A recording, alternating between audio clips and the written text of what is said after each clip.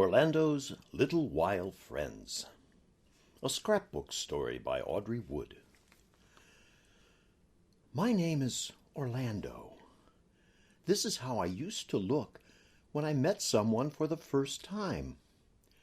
Head low, eyes squeezed shut, arms wrapped around, hands clasped together, and one foot standing on top of the other.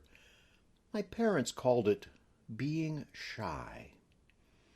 In those days, I never had any friends. That was not much fun. It happened one day on the playground. Sitting by myself, I wondered, how does one make friends? What should I say? Will it be scary? Maybe it won't work. This is me when I made my first friend. "Hi," I said to the next person who walked by. "My name is Orlando. Want to be my friend? Want to play ball?" And he did. We played and played every day in sun, rain, sleet, or snow. We were good friends. We shared everything together. After I made one friend, it was easy to make others. We played together every day. Some of us went to the same school. Some of us were in the same soccer team. We even spent the night with each other. Having friends was so much better than being alone. We were longtime friends. Here is our super shiny Travel Anywhere van, ready to take off on a summer adventure. "Goodbye, everyone," I said. "See you when school starts. I'll send you a postcard. Take care of my pet tortoise. Goodbye, everyone. Goodbye." "Think of all the nice places we're going to visit," my parents said. "Won't this be fun?" But I could only think about my friends. They had each other. My parents had each other. Who would I have on this long, long trip? My stomach had an empty feeling in it, even after eating 3 bananas. "Never mind," my parents said. "It will only be for a little while." We stopped for the night at a camping park. There were lots of children there swimming, sliding, and making sand castles. "Orlando," Mother said, "why don't you play with the children, dear? They look like they're having so much fun. We are sure they would like to be your friends." So I climbed up a nearby tree. Peeping through the leaves, I watched the children below. How could they be friends with me? No one here lived near my house or went to my school. No one here would ever play in my team or even see me again after tomorrow. Hiding in the leaves, I made up a song. It went like this. "Long-time friends, how I miss you. Long-time friends, the world is gray and stony and filled with gorillas and monsters when you are not around. I'm a sad space cowboy. I've lost my rocket pony. How will I ever cross the starry prairie?" This is me nearly falling out of the tree when I had an idea. Thinking upside down, I wondered, what should I do? Will it be hard? Will it be scary? Maybe it won't work. "Hi," I said to the next person who walked by. "My name is Orlando. Want to be my little wild friend?" Her name was Leanna.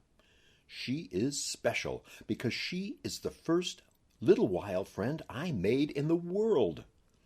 Leanna climbed up. We hung from the branch and played bats in a tree. We laughed, talked, and sang a few songs together.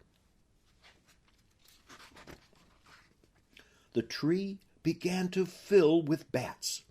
We made funny faces and scary or silly or strange sounds.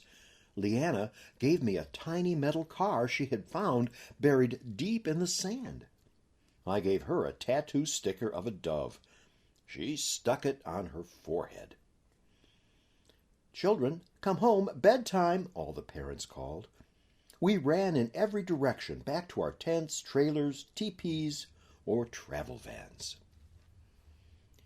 Sitting around the campfire, I sang another song. My parents thought it was very good. "Oh, little wild friend, your eyes were as green as the sea. I'll never forget old bat hanging tree. You didn't last long, we'll never meet again, but it was fun while it lasted, oh, little wild friend." Having little wild friends is much better than being alone. The next day, on the road, watching trees and cows and fences whiz by, our super shiny Travel Anywhere van broke down. My father called Mr. George. He fixes vans. Mr. George pulled our van away with his red tow truck. I got to ride in the truck. You will never guess what happened. This is George Jr. George Jr. likes to fish. He knows how to catch tadpoles with his bare hands. While George's father fixed our van, we became little wild friends. George and I ran across a nearby field. George showed me a hole that went all the way to China. We found a big log. It became a spaceship, so we landed on Mars and said hello to the Martians. Down at the stream, George scooped up tadpoles in his bare hands. We watched them swim away through the water. "Goodbye, George Jr.," I said when my father called. "Your father sure knows how to fix a van fast. Goodbye." Stopping beside the road for a picnic, the day hot, buzzing with insects and birds singing loudly, I ate a sandwich and watched a bicycle far, far away come closer and closer and closer. The bicycle came to a stop. "Hi," I said. "My name is Orlando. Are you thirsty? How long have you been riding? Would you like a drink of water? Would you like to be a little wild friend?" His name was Brian. He took a long drink from my canteen. "I have raced all the way from town," he said. "I am on my way to the best swimming hole in the world.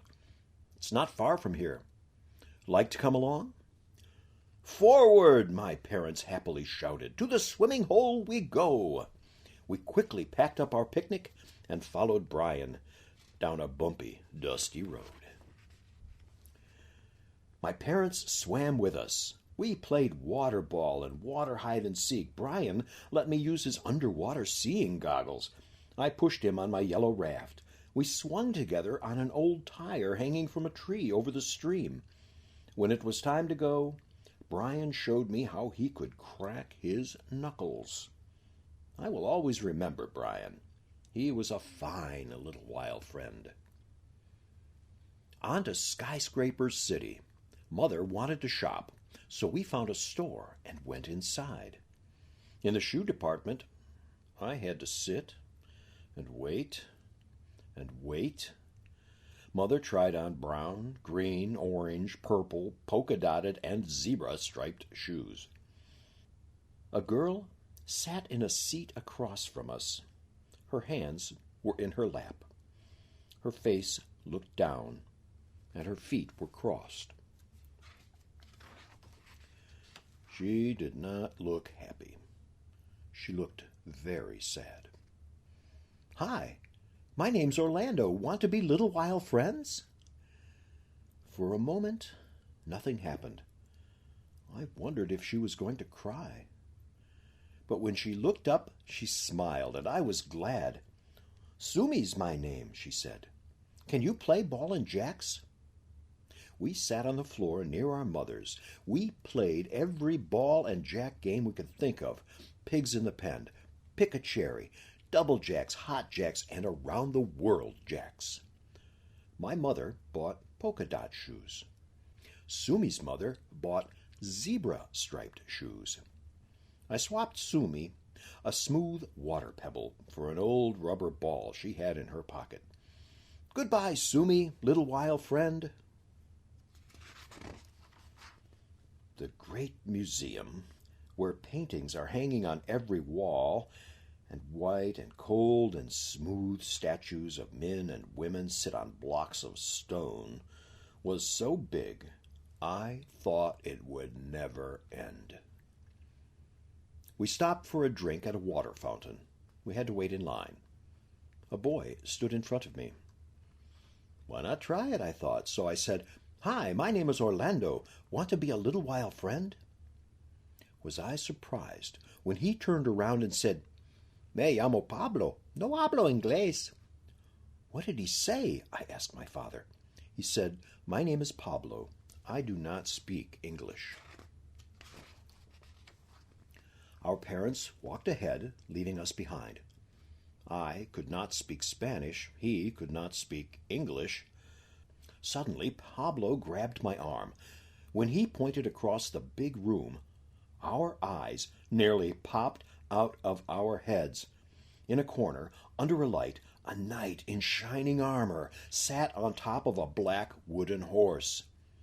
The knight and the horse were not real, but his shield, armor, and lance were. Pablo made signs with his hands. He pointed at the horse and knight. I knew at once what he was trying to say. Without a word, we both put on our pretend armor, picked up our shields and lances, and hopped on our pretend horses. Riding by paintings and statues, we made faces and hand signs so each could tell what the other was thinking. When the tour ended, we had both learned how to speak a little English or Spanish. Hasta luego, Pablo. Goodbye, Orlando. Next stop, the mighty ocean. I was buried in the sand with only my head showing when someone walked over to me and said, "Hi, my name is Rachel. Want to be my friend for a little while?" For a moment, I didn't say anything. Then I smiled, and she said, "Let's go." Sitting in the wet sand, Rachel showed me how to make a water sand castle. Taking a little water and a little sand, drop by drop, we built a fairy drip castle. I made a bridge and a wall out of shells. Rachel thought that was a very good idea. We found a piece of rubbery seaweed near the water and carried it on our heads. I wrapped the seaweed around a driftwood stick. It became a dragon that wanted to eat our castle. Rachel and I dug a deep hole in the sand. We put our dragon in it and told him to behave. When my parents called me saying, "Orlando, it's time to go now, dear," I asked Rachel a serious question. "How many little while friends have you made this summer?" "Oh, about 199. Whoa, whoa, whoa, whoa, whoa. Here we are, driving down our very own street. The trip is over now. I'll see all of my old longtime friends. We'll play every day, spend the night on weekends, begin a new year at school together. I wonder how my tortoise is doing. I wonder where I put my soccer ball. Look, Mother and Father, I said. Someone has bought the house next to ours. Moving men were carrying lamps, tables, and chairs from a big truck into the house. We stopped in our driveway. After I helped my parents unload our van, I walked down the street, hoping to get a look at the new neighbors. A lady opened the door and said, "Can I help you, little boy?" "Do you have any children?" I yelled. "Oh, yes, in the backyard. Look in the backyard." I raced around to the backyard. Toys were scattered everywhere, but no one was there. Something strange made a noise in a nearby leafy tree. It sounded like a beep. It sounded like a growl. Then it sounded like an owl. Hoo, hoo, hoo, hoo. I walked over to take a look. A girl swung down from the tree. She hung by her knees, swinging back and forth. "Hi," she said. "Remember me? My name is Leanna. We played bats in a tree. I'm your new neighbor. Want to be a long-time friend?" The end.